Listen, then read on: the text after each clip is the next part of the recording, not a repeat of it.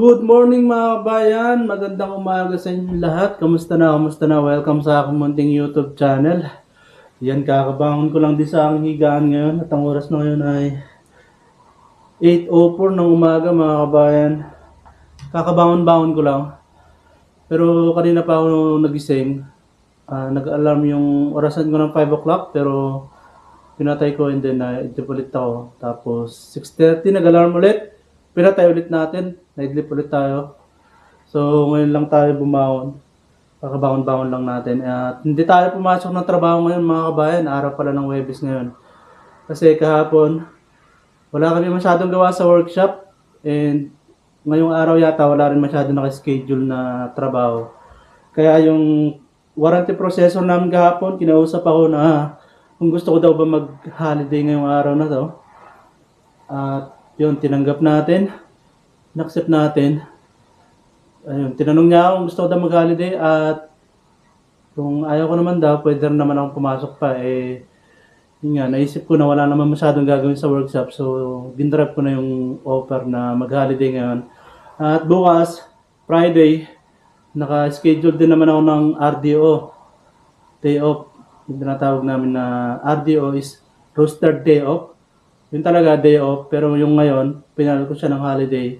At ibabawas siya ng leave credit. Pero yung bukas, Friday, day off ko talaga yon and bayad yon. Hindi ko kailangan i-file ng leave or holiday. So, hindi siya mababawas sa leave credit ko. And bukas kasi, Friday, naka-schedule ako na pumunta ng Newcastle bukas para mag-take ng exam. Kaya ako na rin ginrab yung opportunity na mag-holiday ngayon para makapagpahinga, makapag-relax yung katawan ko at the same time, makapag-prepare para bukas kasi nga pupunta ako ng Newcastle para mag-take ng exam. At yan. Wala na akong balak na lumabas ngayon kasi hindi maganda yung panahon. May pagkakataon na umuulan, although ngayon maaraw. Kanina makulimlim. Ngayon lumalabas yung haring araw at yan, mapapansin nyo napakadumi ng bintana. Yung sa labas kasi hindi ko mapunasan. Kanina napakakulimlim, ngayon lang din umaraw. So, wala akong planong lumabas ngayon. Pero, titingnan ko mamaya, baka lumabas din ako. Pupunta ng grocery store. Magtitingin ng kailangan bilhin. Gaya ng itlog, wala na pala akong itlog na stock. So, bale yan, mag-almusal lang ako ngayon. At meron akong nabiling hopya dun sa Filipino store na malapit dito sa area ko. Nabili ko nung Monday. Special hopya munggo. Galing siya ng Pilipinas mga kabayan. Yan. Tipas Bakery. Sa Dinggin Bayan Street, Tipas Taguig, Metro Manila. So, kahit paano may nabibili tayong mga Filipino product dito sa Australia. And buti na nga lang din talaga, meron tayong nabibilhan na malapit na Filipino store. Kapag gusto natin bumili ng mga Filipino product, kaya nakakabili tayo.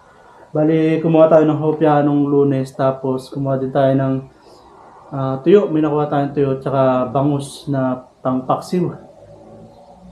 Yan. So, magpapainit lang ako ng tubig para makapagkape. Mamaya na ako kakain ng kanin tanghali.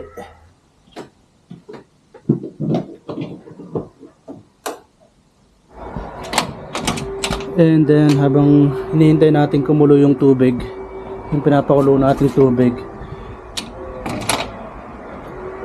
dito muna tayo sa labas. And then, kung makapansin nyo, and bagyong umaambon na naman pero may araw. And umaambon.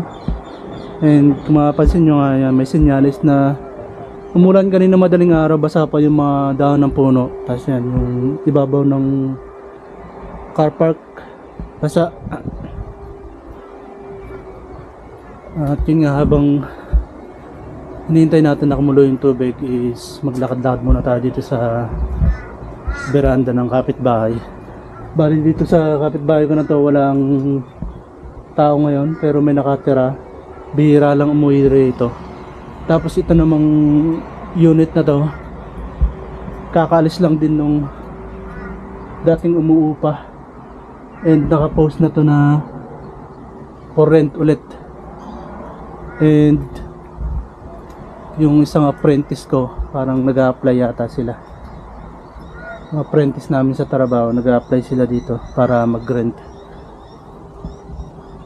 Maganda tong area na to.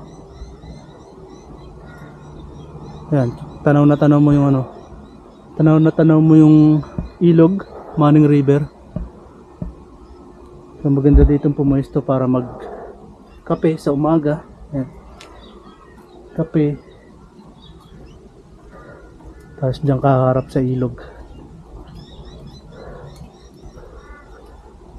Maganda to kasi malawak yung ano, malawak yung sala niya, tapos 2 kwarto, tapos medyo mura, 370 yung pagkakasabi sa akin ng apprentice namin.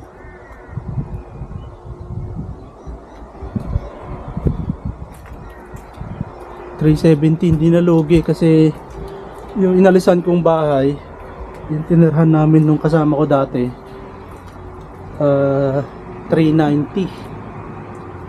Tama, 390. Tapos napakaliit pa. Walang ano, walang dining area. So naglatag lang kami ng lamesa para sa kainan namin doon sa loob na ng sala. Pero ito malawak to, 370.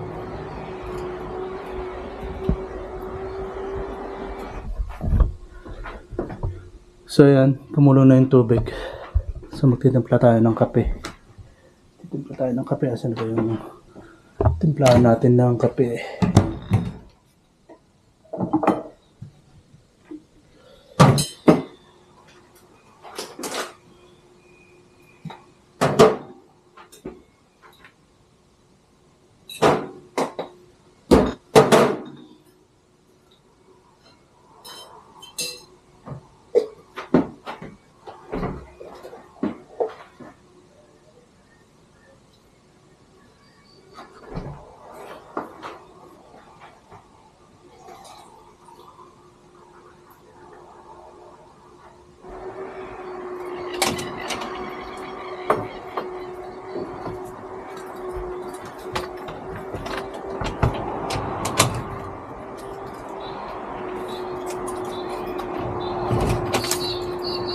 So mga band, punta tayo dito sa may tabing ilog. Doon tayo magkakape. Dinala ko yung kape, tapos nagdala lang din ako ng 3 pirasong hopya. Nilagay ko sa ziplock. Doon tayo magkakape sa ilog. Buti na lang medyo gumaganda yung panahon. Kanina talaga napakakulimlim. At yan, kung makapansin nyo, meron ano dun, rainbow. Rainbow.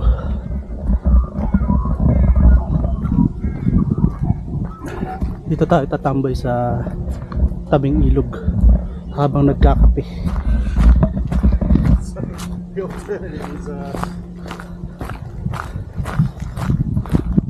Yan, maigi na lang, walang ano, maigi na lang, walang ibang nakatambay.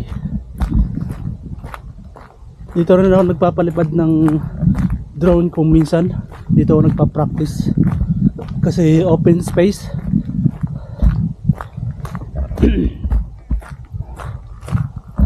And isang beses pumunta na rin ako dyan sa part na yan. Merong tambayan pa doon banda eh, sa may gitna. Kaso ngayon hindi tayo pupunta rin. Dito lang tayo. Maganda sana kung meron tayong talang upuan sana. Kaso yung upuan doon sa labas ng apartment ko kasi ano yun, kahoy. Mabigat buhatin. Wala tayo nung ano eh, yung nabibili sa ano, yung nabibili sa BCF na foldable na upuan. Yung tela siya. Tela. So dito tayo sa may baba. Baba pa tayo.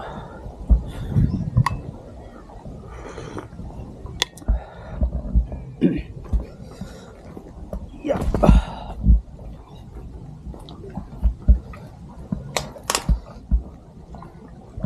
Malinaw yung tubig ah.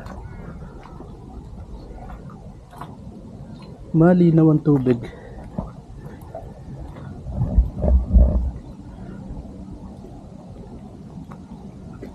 Ah, merong na gano'n dito.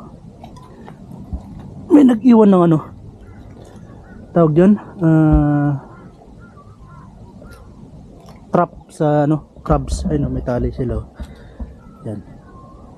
Hatakin na lang nila kapag ano, pagkukuhanin na nila. Pero hindi natin papakailaman yan, hindi sa atin yan.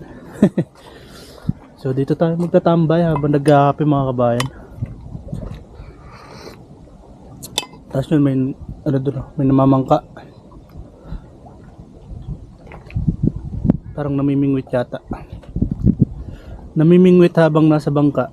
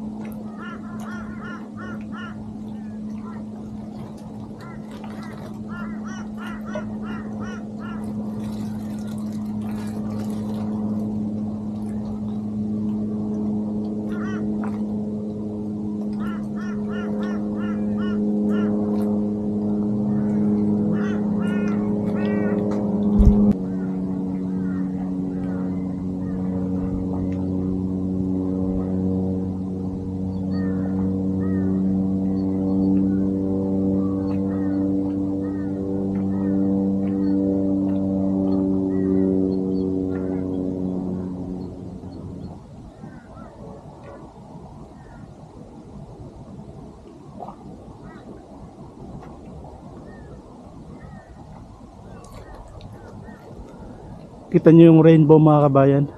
Yung kabilang dulo niya nandun. Tapos yung kabilang dulo niya nandun. Oh. Stig. So balik na tayo ng apartment mga kabayan kasi naubos ko na yung kape.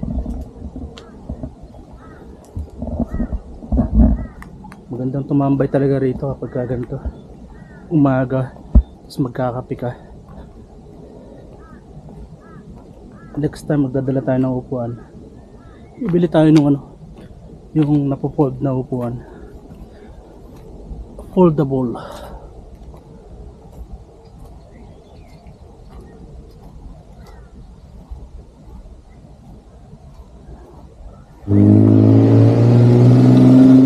So bali yan yung itsura ng apartment na for rent ngayon mga kabayan.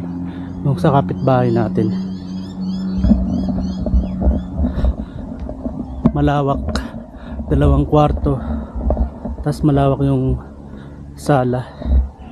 Kasi tinignan ko rin doon sa may apps kung saan ka pwede magtingin ng mga for rent na unit or bahay. Ngayon nakita ko nga yung loob, lawak ng sala. Yan mga kabayan, naisipan ko mag practice na magpalipad ng drone. So may pupuntahan tayong lugar at doon tayo mag-practice na magpalipad ng drone mga kabayan. Open space siya, tabing ilog lang din. Hopefully lang walang nakatambay ngayon or wala nag-stay na mga tao ron.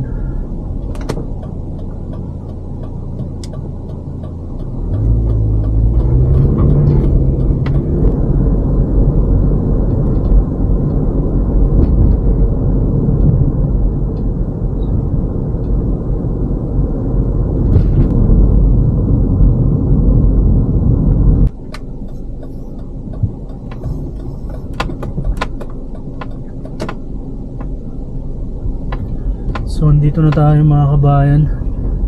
Yun nga lang, maraming mga nakatambay rin.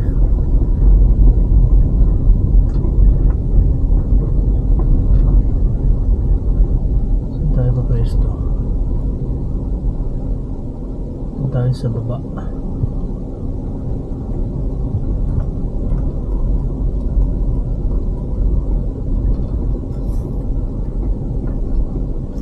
Dito na lang pala. Dito na lang tayo.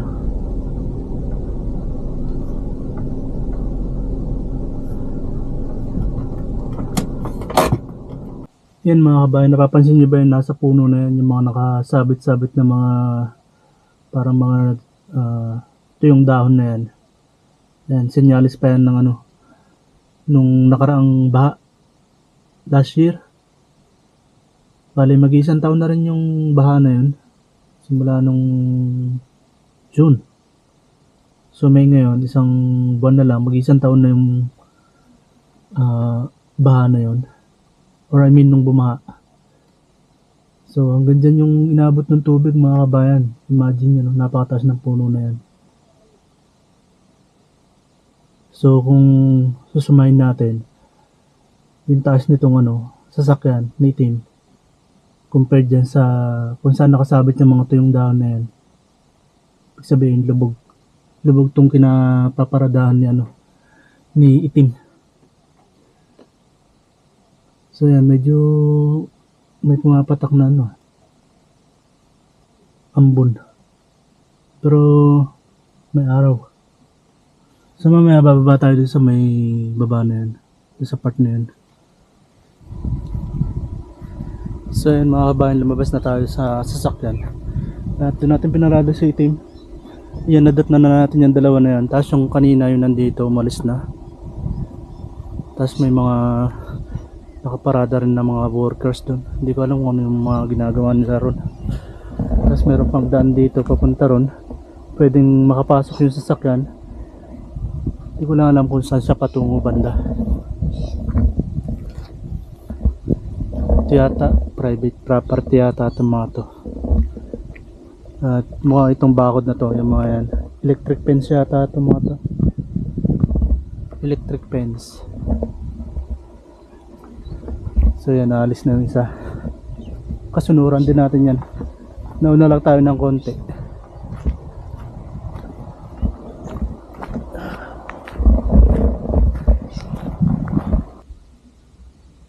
Ano kaya ginagawa ng mga yun?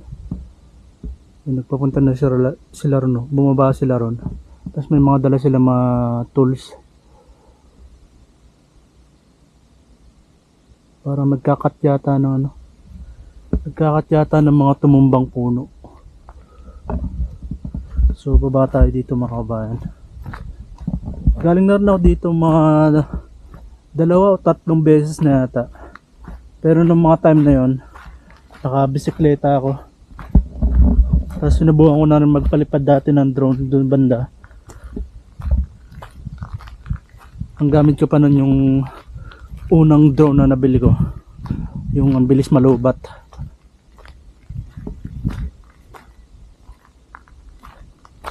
Linaw ng tubig oh. Bali ito, rampahan ng mga maliliit na bangka, speedboat ganyan. Ito sila bumababa. Linaw ng tubig.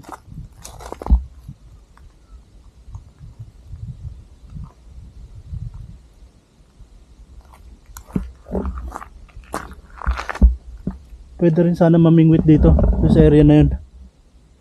Nawala na yung ano, meron pa dating ano dun no, sa may, kita nyo yung parang poste na yun, meron pa dating ano dun tambayan na kahoy siya, may pathway pa na pwede kang makapunta doon sa parang tambayan nga. Kaso nasira na rin yata kasi dahil doon sa matinding baha nung nakarang taon. So dito ko plano magpalipad ng drone, kaso may mga iba nakatambay kasi. Although hindi naman siguro tayo sisitahin niya mga yan. Ano ginagawa ng mga workers dito?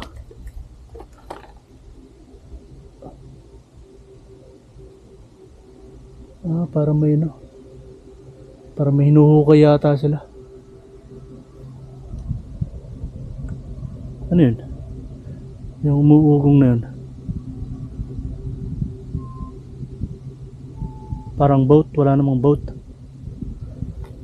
May lipad na ibon, no? Wild duck yata. Wild duck. Yeah.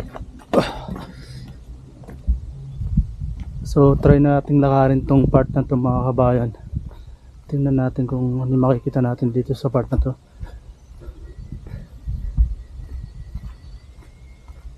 Bali, nung minsan nung nakabike ako, galing din ako sa may gitna na yon.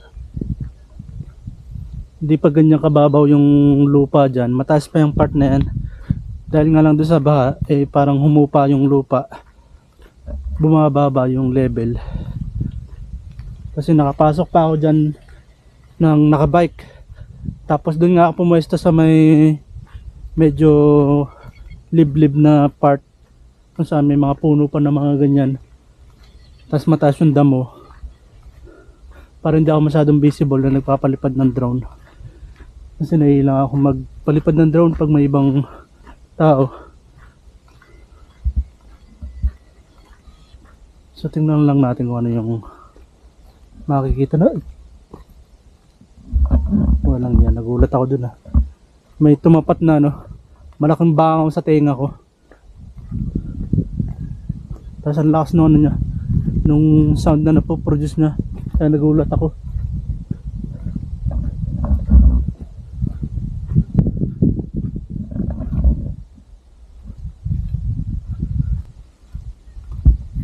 Malayo pa pala to.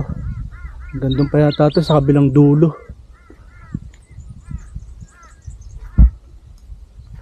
Ganito yata yung ginagawa ng tatlong doon, workers. Kita nyo ba yan mga kabayan? Yung mga puno, nilagyan nila ng shield. Yung mga tumutubong puno ulit. Ganito, ayun yung parang pine tree. Yan, nilagyan pala nila ng mga mga shield. Yun yata yung ginagawang nung tatlong lalaki ron. Para tumaas ulit yung mga puno. Kasi nga, dati ang dami niyang puno dyan. Sa part na yan. Tapos, nung minsan nga, nung nagpunta ako riyan para magpalipad ng drone, dito sa part yata na yun, may daanan pa na pwede kang makapasok na nakabike. Kaso ngayon wala na. Kaya yan, nilalagyan ulit nila ng mga shield yung mga puno para magtuloy-tuloy na mabuhay at saka tumaas para dumami ulit.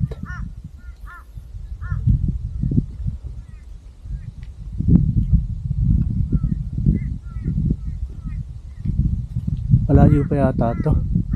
So kaya ang nito, dulo nito. Naalangan naman akong dalhin yung sasakyan. Pwede sana yung sasakyan, kaso baka mamaya kasi papasok sa private property ganyan. Baka masita tayo. Dapat pala dinala ko na yung drone dito tayo palipad ng drone sana.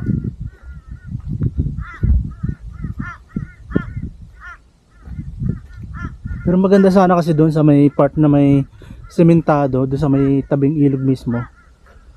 Kaso nga lang kasi yung mga ibang nakatambay dyan, doon nakaharap yung sasakyan nila. So visible tayo sa kanila na nagpapalipad tayo ng drone.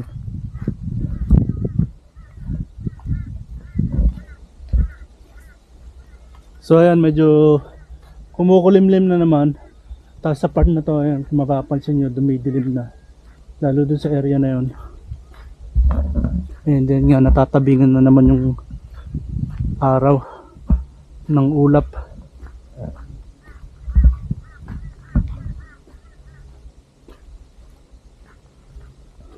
Electric ano nga yata to, electric fence. Minata kasi ito parang sa mga baka, parang dyan inaano yung mga baka, yung daman tayo ng baka. At nga mga kabayan, umuulan na. At di pa rin tayo nakapagpalipad ng drone. At umalis na rin yung mga nagtatrabaho doon. Yung tatlong magkakasama kanina. Tapos lumipat sila doon kanina sa may nilakaran natin.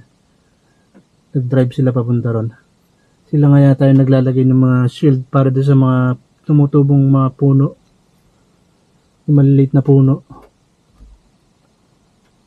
So hindi pa rin tayo nakapagpalipad ng drone. At kung makikita nyo, meron naglalakad na aso tsaka yung amo niya. Kaya tumulan. So yan, lumalakas ang ulan.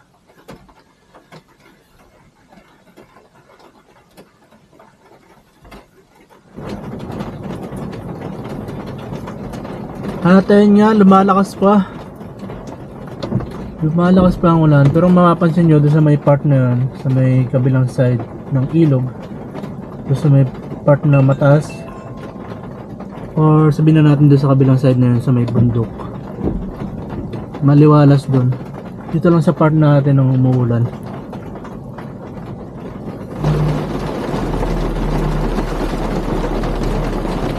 Yan, lalong lumakas mga kabayan. Lalong lumakas yung ulan. Pero makapansin nyo nga doon sa kabilang side, sa may bundok na area, maliwalas doon. So, hindi pa tayo nakapagpalipad ng drone. Ayan, lumakas na ng gusto yung ulan. So di ko alam kung makapagpalipad pa ako ng drone. So parang hindi na maganda magpalipad ng drone kapag ganyan na umulan na, kasi masyado na madilim yung langit.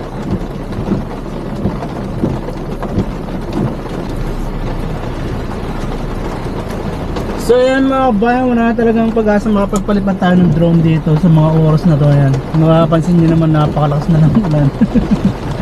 Lumakas na gusto. At yan, alis na tayo. Balik tayo ng bahay, o di ka saglit tayo sa grocery store para bumili ng itlog.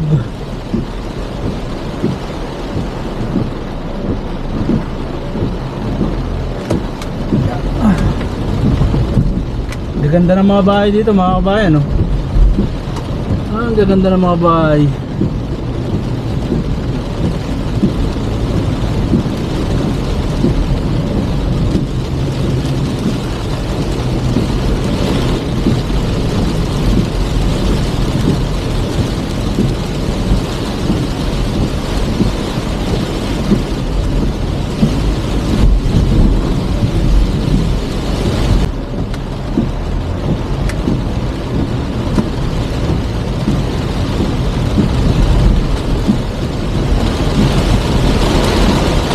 Grabe.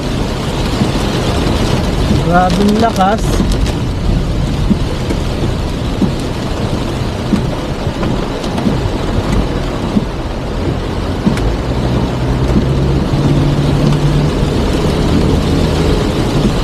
Pasok tayo ng Woolworths. Doon tayo paparada sa basement nila para hindi tayo, or hindi natin kailangan lumusong sa ulan. Hindi natin kailangan sumugod pa sa ulan. Kasi pag sa labas tayo magpa-park, yun, mababasa tayo ng ulan. Grabe ang lakas ba?